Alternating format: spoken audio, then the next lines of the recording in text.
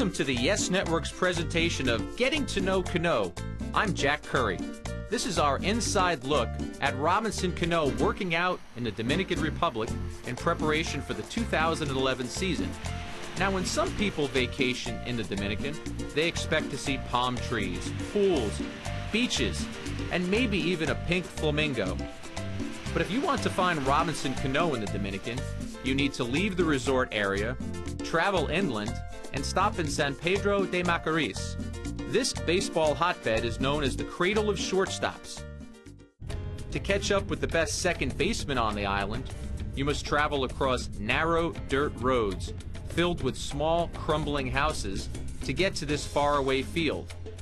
On this field, where the grass is patchy and filled with weeds, and where there are mountains of dirt and foul territory, Cano works out religiously.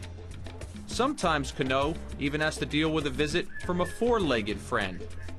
But the field and the dugouts have Cano and his father's name on them, so they take pride in this humble setting.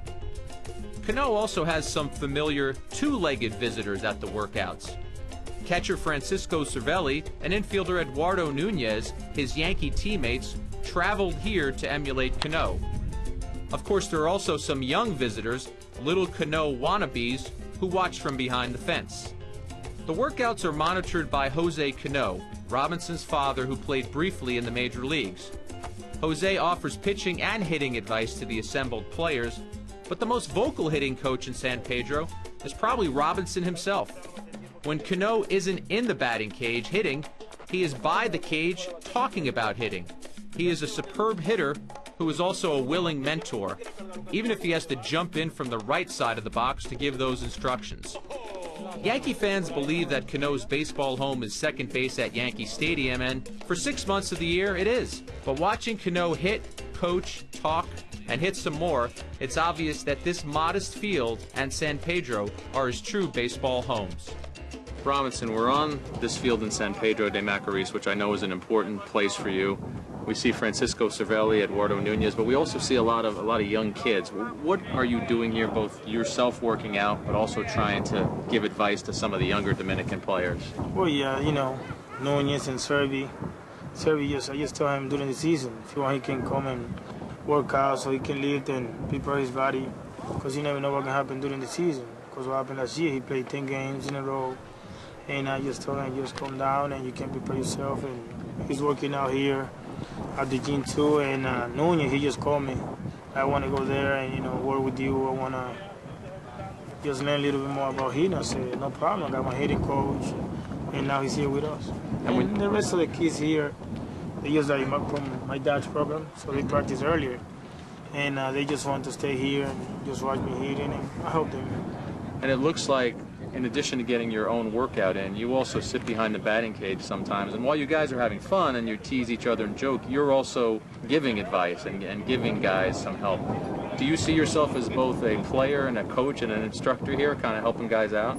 Well, that's the same thing that when I came up there, like Jeter, Aaron, they help me out, like, you doing this, you doing that. It's the same thing with them, just trying to help out, a little bit that I can just contribute with them, and I'm more than happy to help them.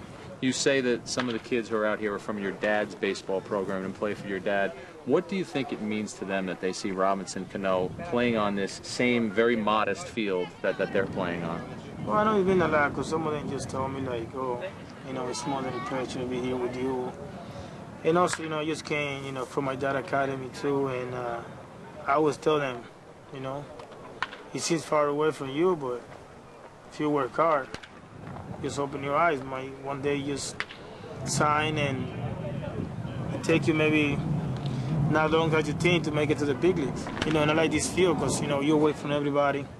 Just do what you got to do. And you can see the wind blow really good, nice, and I feel really comfortable here. Take us through your normal day and how you go through the day with your workout, both baseball and at the gym and everything. Well, first thing I wake up at 8, dinner like 8:30, 8:45. Breakfast. And then I drive here every single day, like here like 10. Get out of here 2 o'clock. Go to the house, get some lunch, take a nap, then go to the gym from 6 to 8, then just have a dinner and then go back to sleep.